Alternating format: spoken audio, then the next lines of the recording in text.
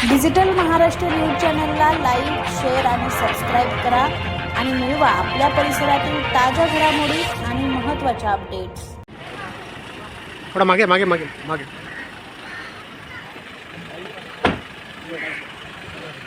Sir sir एक minute.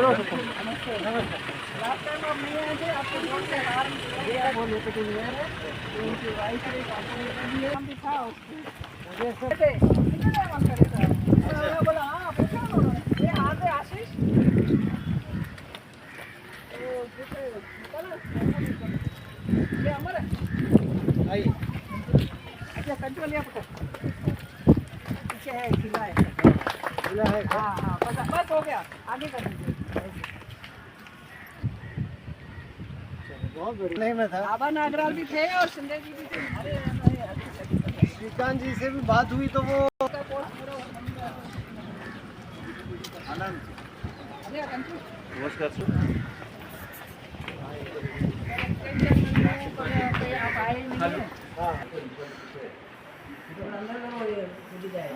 एक एक एक मैडम एक जन वो साइड है.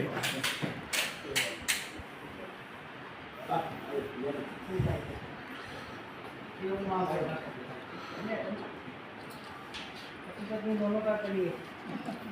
बहुत सेवादारी है इनके फादर के जमाने से. हाँ, अभी बहुत 8-10 सीटें खुद की लाए. क्या बात है. ये प्रेस और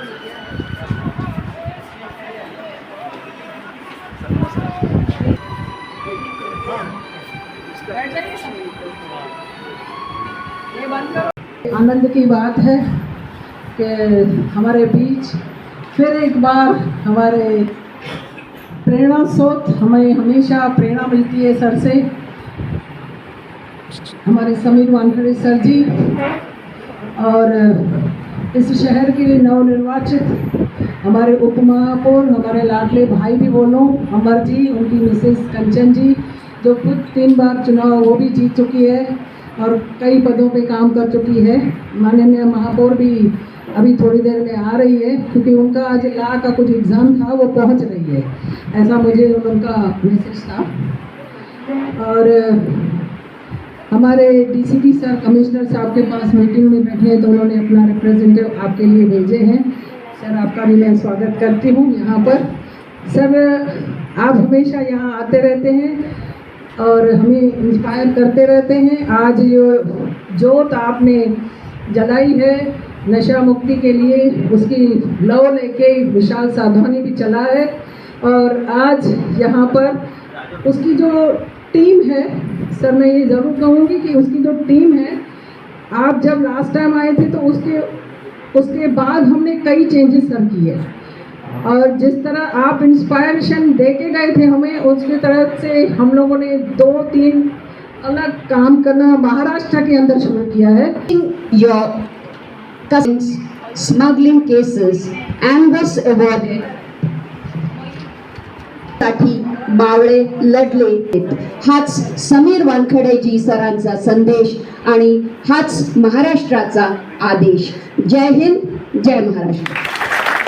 सर का स्वागत करें.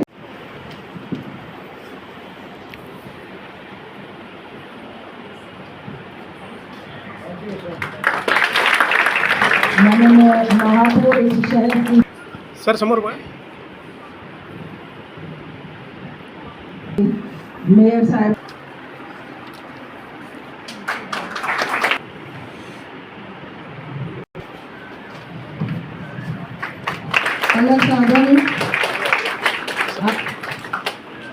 पलक जी को मैं जी मोहन जी को मैं रिक्वेस्ट करूंगी कि दुर्गा जी यहाँ हैं, हमारे इस पैनल के भी कॉर्पोरेटर. मयूर जी इधर है. सर इधर सामने. आज यहाँ नहीं आ पाए. अब इस वक्त भी वो सीपी ऑफिस में है. उनका रिक्वेस्ट है या शाम को मैं आऊँगा, तब तक मेरा रिप्रेजेंटेटिव मैं भेजता हूँ कि सर को मैं रिक्वेस्ट करूँगी आगे आइए सर. और अगर आप हमारे डीसीपी साहब तक हमारा संदेश ही पहुँचाइए.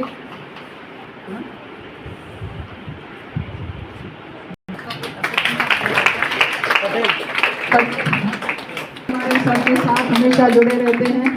सर इधर राजा अड़ंगले जी जो हमारा बुक आ सकते हैं, नहीं तो मोहन जी को रिक्वेस्ट सर, करेंगे। ये रोज सर, ब्रह्म कुमारी आश्रम सर, से एक मिनट। स्टेशन लेने आते हैं डेली का। हाँ, विदाउट फेल। मैं माननीय महापौर मैडम को रिक्वेस्ट करूँगी आप इस सेंटर के लिए। मंच पर उपस्थित समीर जी वानखरी साहब, हमारी बड़ी बहन जया जी साधवानी और हमारी डैशिंग महापौर, धन्यवाद आप लोग यहाँ तक भी आए। माँ बहुत अच्छा बोलती है मगर माइक मेरे हाथ में दे देती है मुझे। आप सीनियर हो ना मुझसे, तो आप बोल सकते हो। और मेरे भाइयों और मेरी बहनों, नशा मुक्ति केंद्र एक ऐसा विषय है जो सच में शहर की बहुत ज़रूरत भी थी। जो हमारी जया बहन ने ये मुहिम चालू करके पूरे शहर के लिए एक बहुत बड़ा काम किया है।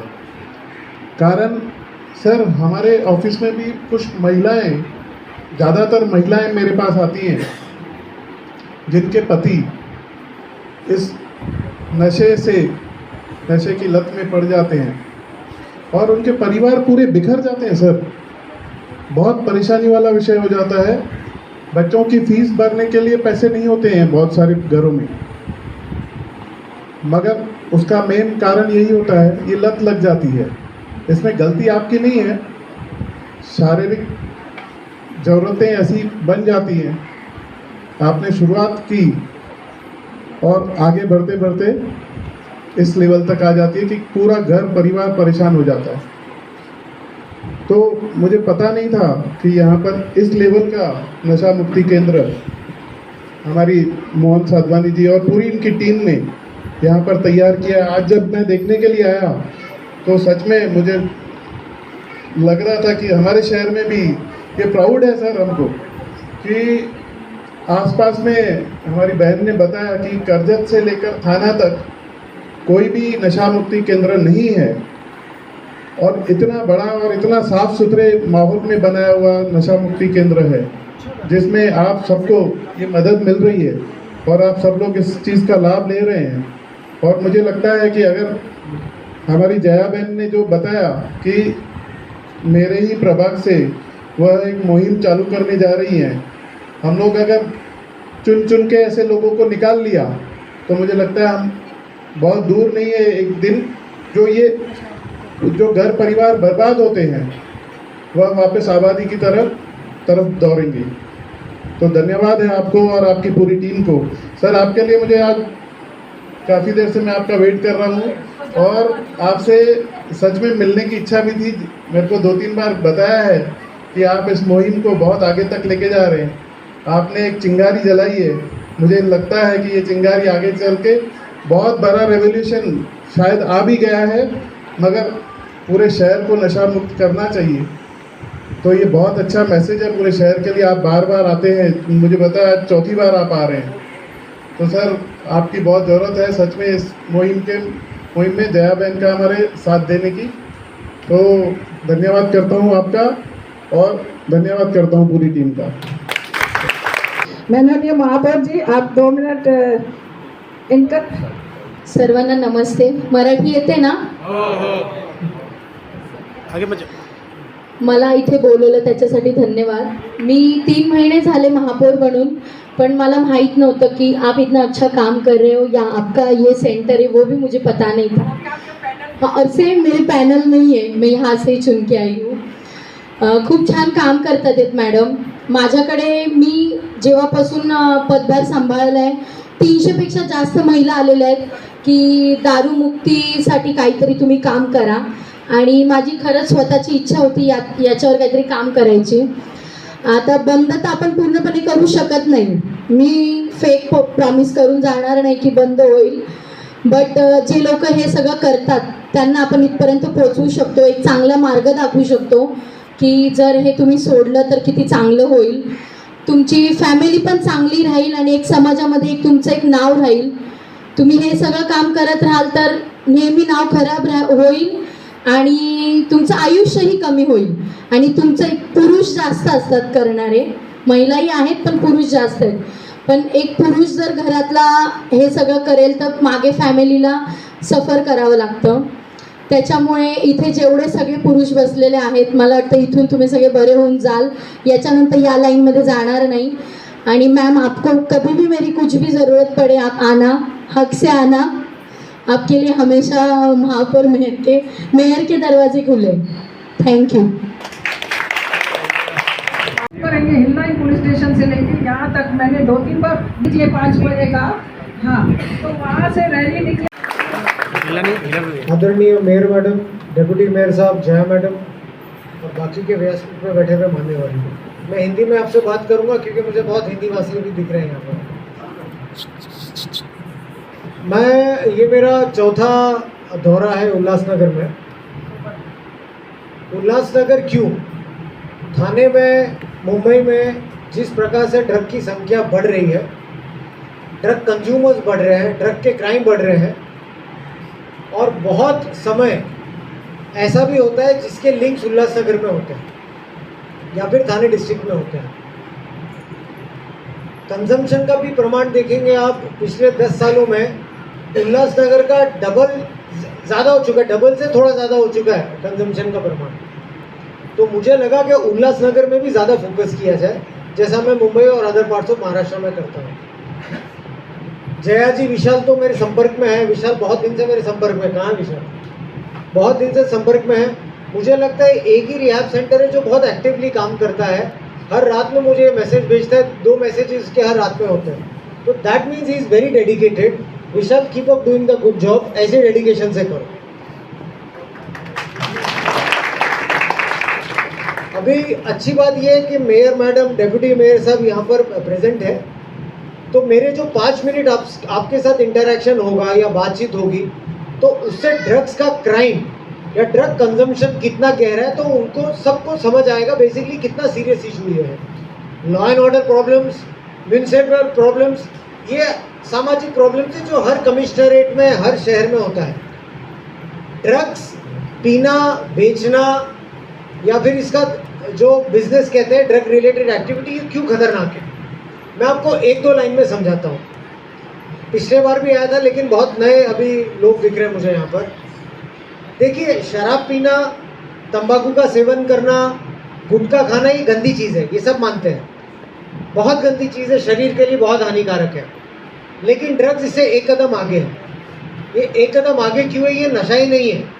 नशा तो हमारे बॉडी को डिस्ट्रॉय करता है, लेकिन जो पैसे आप लोग कमाते हैं, मेहनत करते हैं, या फिर जो बच्चे हैं उनके माँ बाप पैसे कमाते हैं, वही पैसे से ड्रग्स खरीदते हैं. और जो ड्रग सप्लायर होता है, जो ड्रग पेडलर होता है, वो पैसे सब जमा करता है जो बेचने के बाद में, और वो हवाले के ज़रिए पाकिस्तानी टेररिस्ट अटैक होता है, बम धमाके होते हैं, लॉ एंड ऑर्डर पे अटैक होता है, पुलिस पे अटैक होता है, आर्मी पे अटैक होता है, जम्मू कश्मीर में अटैक होता है. तो आप लोगों को चाहिए कि हमारे पैसे से हमारे देश के खिलाफ टेररिस्ट एक्टिविटी हो? नहीं. तो इसके लिए ड्रग्स एक अलग लेवल पे, तंबाकू, शराब, ये सब गंदी चीज़ है. लेकिन ड्रग्स डबल, आपके शरीर को तो ये सब चीज़ें नुकसान करती है, लेकिन ड्रग्स शरीर से लेकर राष्ट्र को नुकसान करता है. तो इसके लिए बहुत हानिकारक है. और आपको ये भी शायद पता नहीं हो अभी कि आगे अगले साल या 1-2 सालों में जो ड्रग्स के साथ में डील करेगा या ड्रग्स के साथ में सेवन करता हो या बेचता हो, कोई भी डील करता हो, उसे टेररिस्ट घोषित किया जाएगा. प्रपोजल भी चल रहा है कि ड्रग एक्टिविटी को टेररिस्ट एक्टिविटी के समान हम लेंगे. अब अगर आप ये भी जानते हो या नहीं शायद जानते हो कि हमारे जो माननीय मुख्यमंत्री जी है देवेंद्र फडणवीस साहब, उन्होंने एक प्रपोजल आया है पिछले साल या 2-3 महीने पहले, ये पारित हुआ है कि ड्रग में जो लिप्त पाया जाएगा उसके ऊपर मकोका लगाया जाएगा. मकोका का मतलब पता है आपको क्या होता है? नहीं. ये बहुत ही सीरियस क्राइम होता है, लगभग टेररिस्ट एक्टिविटी के बाद में होता है ये मकोका. Serious organise crime. तो ये शराब, दारू, सिगरेट वैसा नहीं है, ये बहुत सीरियस क्राइम है. तुम लोगों को पता है कि एनडीपीएस एक्ट में जो ड्रग्स के साथ में डील करता है उसके लिए सज़ा क्या है? जो 2 बार करते हुए पकड़ा जाएगा उसके लिए सज़ा मौत है, डेथ पेनल्टी है. और हालांकि अगर कोई मर्डर करता है तो उसके लिए लाइफ इम्प्रिजनमेंट है। रेयरेस्ट ऑफ द रेयर अगर बहुत घृणा रूप से मर्डर करता है तो उसके लिए भी डेथ है। लेकिन ड्रग्स के लिए जो 2 बार पाया जाए ये एक्टिविटी करते हैं उसके लिए सजाए मौत है। तो कहने का तात्पर्य ये है madam, it is a very very serious crime. और अगर आज हम उसको नहीं रोकेंगे, दुर्भाग्यपूर्ण आप लोग यहाँ पर हैं, जैसा जय मैडम ने बताया कि ये खुश नहीं आप लोग यहाँ पर हैं। अगर ये ड्रग्स हम लोग आज नहीं रोकेंगे 10 साल में ये सबके घरों में घुस जाएगा। हमारे भी बच्चे हैं, आपके भी बच्चे हैं। 10 साल में बहुत खराब परिस्थिति हो जाएगी। हम सब लोग ने पंजाब के बारे में सुना है, मूवी चलती उड़ता पंजाब, सब सुनते ना पंजाब की खराब परिस्थिति है। लेकिन भाग्यपूर्ण ये बात है कि अभी कंट्रोल में किया है, जब से माननीय मोदी जी या फिर अमित शाह जी ने अच्छी तरीके से इसको कंट्रोल किया। लेकिन जिस प्रकार पंजाब की हालत खराब हुई, नेक्स्ट महाराष्ट्र को टारगेट किया जा रहा है, क्योंकि महाराष्ट्र है इकोनॉमिक कैपिटल। राष्ट्र का सबसे जो इकोनॉमिक कैपिटल जिसे कहा जाता है मुंबई और बाकी के जो आसपास इलाके हैं वो है। तो उसे कैसे ख़त्म किया जाए, उसे कैसा नुकसान दिया जाए, तो ये इस वजह से ड्रग का कंजम्पशन ज़्यादा है, ड्रग्स पहुँचाए जा रहे हैं यहाँ पर। तो आप लोगों को चाहिए सब काम हो। अभी मुझे ये बताइए सिर्फ शॉर्ट में कि जितने भी लोग बैठे उसमें से ड्रग के लिए कितने जन यहाँ पर एडमिटेड है? बड़ी संख्या है, फिर भी बड़ी संख्या है। तो please keep your hands up. देखिए ड्रग कंजम्पशन जो है ये कोई क्राइम, उसको लॉ एनफोर्समेंट उसके लिए 1 साल की सजा है, फाइन है 10,000 का जो ड्रग कंज्यूम करता है। लेकिन फिर भी ड्रग जो कंज्यूम करता है उसे बीमार की तरह देखा जाता है। जरा शांत बैठिए 2 मिनट, शांत बैठिए। तो जो ड्रग कंज्यूम करता है उसके लिए सजा 1 साल, लेकिन सरकार उसे क्रिमिनल की तरह नहीं देखती है, उसे बीमार व्यक्ति की तरह देखती है जिसको मेडिकल हेल्प की रिक्वायरमेंट है।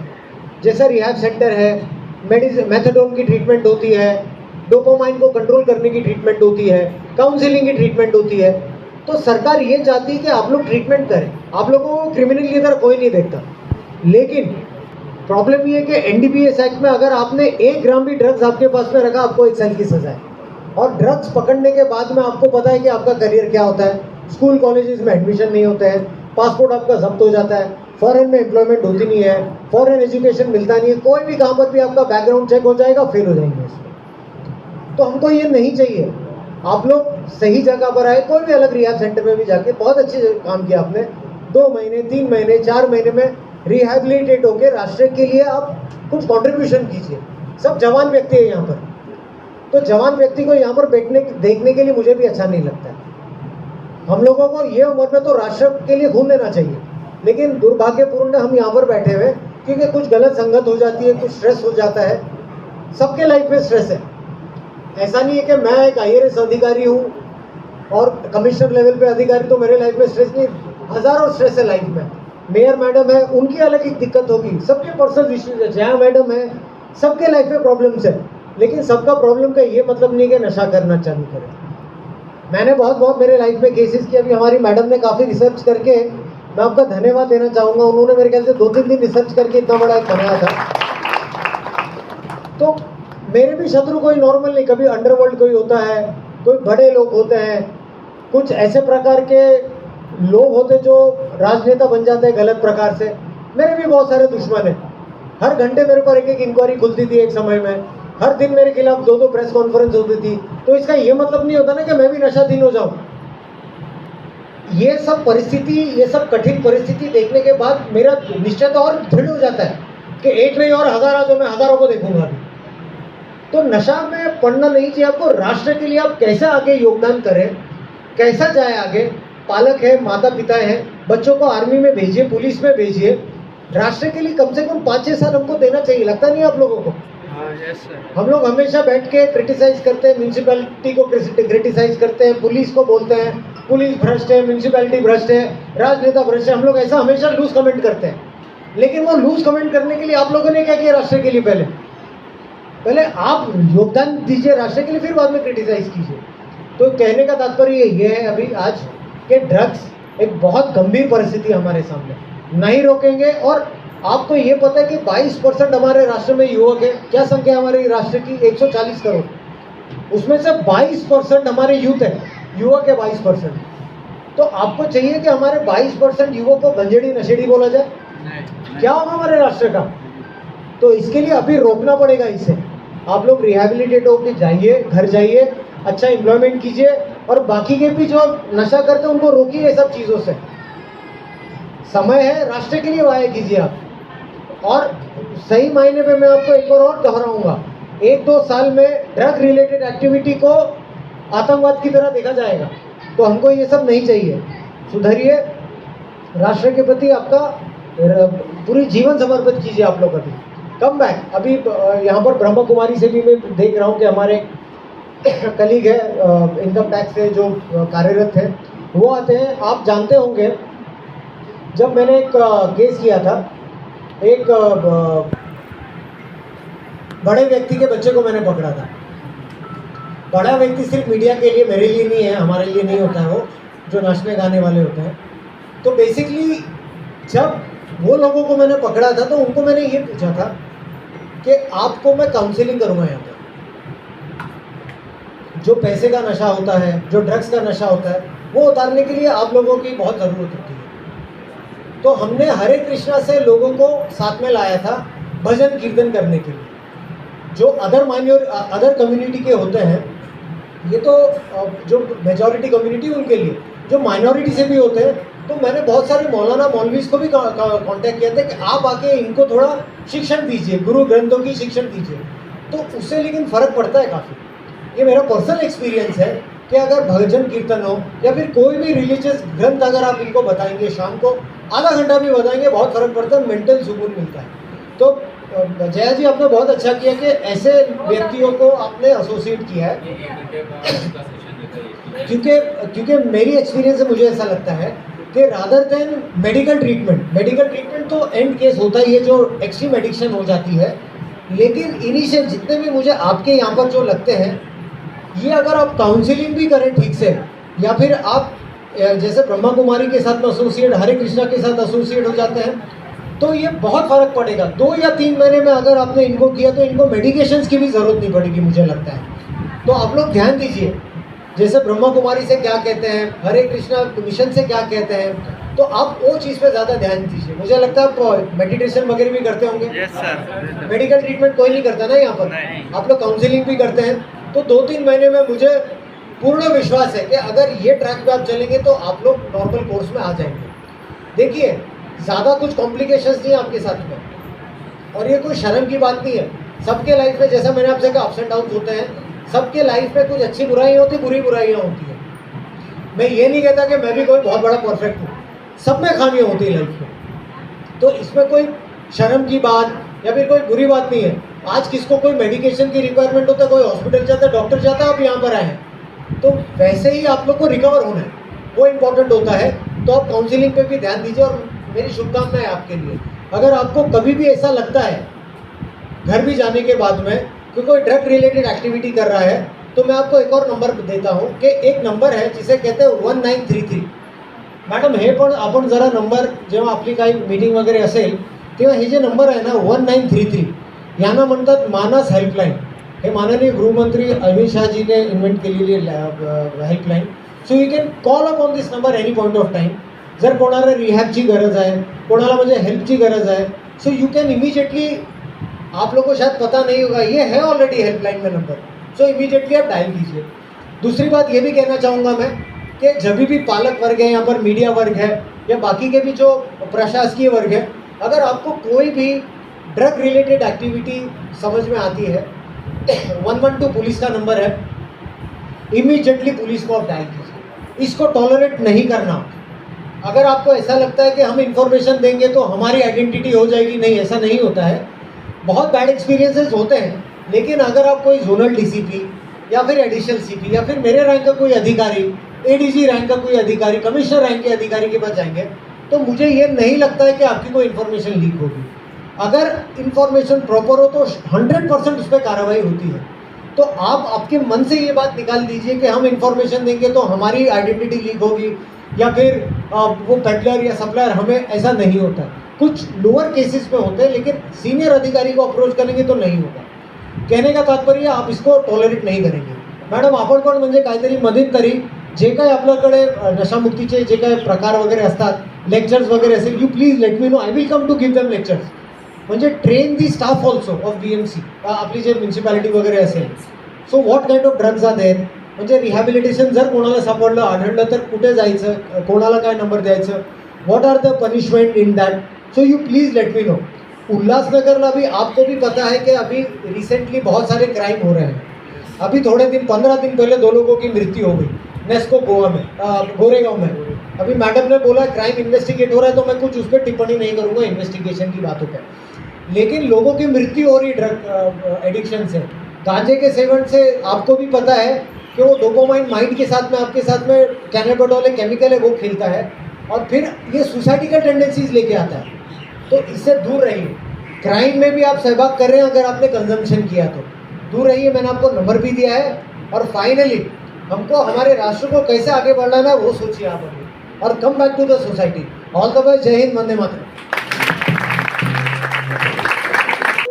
जया मॅडम, आमचे माननीय मेयर मॅडम यांना खरंच धन्यवाद देतो. चांगल्या रीतीने कार्यक्रम राबवलेला आहे इथे उल्हासनगरमध्ये. कारण काय आहे, जर तुम्ही टक्केवारी बघितलं तर खूप वाढलेलं आहे उल्हासनगर शहरामध्ये किंवा मुंबई शहरामध्ये पण वाढलेलं आहे. आणि त्या अनुषंगाने जे नार्को टेररिझमची परिभाषा आहे त्या अनुषंगाने आपल्याला थांबवायचं आहे ड्रग्स कुठल्या परिस्थितीमध्ये. आज नाही केलं तर 10 वर्षामध्ये खूप वाईट परिस्थिती होणार आपलं. तर मॅडमला आणि विशेषतः मेयर मॅडमला पण मी रिक्वेस्ट केलेलं आहे हेल्पसाठी, because she is the only person who can make a difference now. तर माझी खूप त्यांना शुभेच्छा आणि होप बाकीचे म्हणजे पुढचे कार्यक्रम वगैरे सोबत करू. Thank you. आज हमारे sober life foundation rehab centre है जो वहाँ पर माननीय IRS समीर वानखड़े साहब ने विजिट किया. उनके साथ में जैसे शहर की प्रथम नागरिक हमारी माननीय महापौर और हमारे शहर के उप महापौर और कई कॉरपोरेटर्स थे आज यहाँ पर. उन्होंने यहाँ पर जो नया एक जो हम लोगों ने एक मशाल जो जलाई है हमने नशा मुक्ति के लिए, उसकी एक आज सभा थी. और हमारे वानखड़े साहब का हमेशा काउंसलिंग के लिए हर 3-4 महीने में यहाँ आते हैं. जैसे हमारे 3-4 महीने में एक बैच चली जाती है, पुराने पेशेंट चले जाते हैं, दूसरे आते हैं, तो वानखड़े साहब को हम निमंत्रण देते हैं. तो आज भी हमारे पास 52-53 नए पेशेंट थे. उनको गाइडलाइन और देने के लिए और उनको मार्गदर्शन लाइफ में कैसे हो उसके लिए आज आने वाले थे. तो आज यहाँ पर एक प्रोग्राम ऑर्गेनाइज हमने किया था और माननीय महापौर और उप महापौर ने कहा है कि शहर के लेवल पर भी हम लोग नशा मुक्ति के लिए कई प्रोग्राम्स हम लोग अभी ऑर्गेनाइज करेंगे.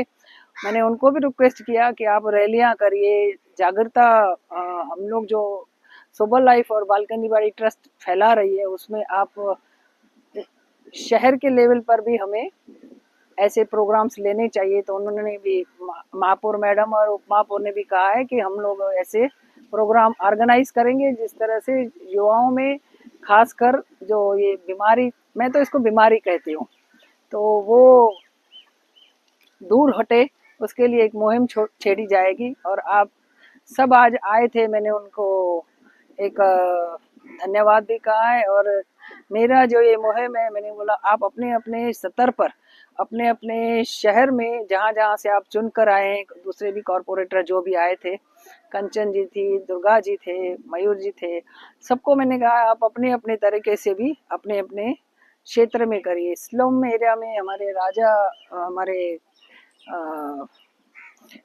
अडांगले जी हैं जो मेरे साथ 8 ये हमारी मुहिम में आपको बता दूं कि ये हमारे उल्लासनगर तक सीमित नहीं है, ये हम लोग पूरे महाराष्ट्र में चला रहे हैं. ये हमारा स्लम एरिया का जो भी ऑर्गेनाइजेशन होती है, ऑर्गेनाइज करते हैं, वो राजा जी करते हैं. और अभी 10 मई को भी हमारा भाटिया पर बड़ा प्रोग्राम होने जा रहा है. वहाँ पर भी हम लोग ने वानखड़े सर ने कहा कि आप मुझे वीडियो कॉल करना, मैं वहाँ पर भी संबोधित करूँगा. तो उनका हमेशा मुझे सहयोग रहा है. और आप मीडिया की मार्फत भी मैं हर ये जो नशा मुक्ति के लिए जो एक मुहिम हम लोगों ने 4 साल से चलाई है इस सेंटर से, आप भी हमें मदद कीजिए, ऐसा मैं आप सभी को भी आह्वान करती हूँ.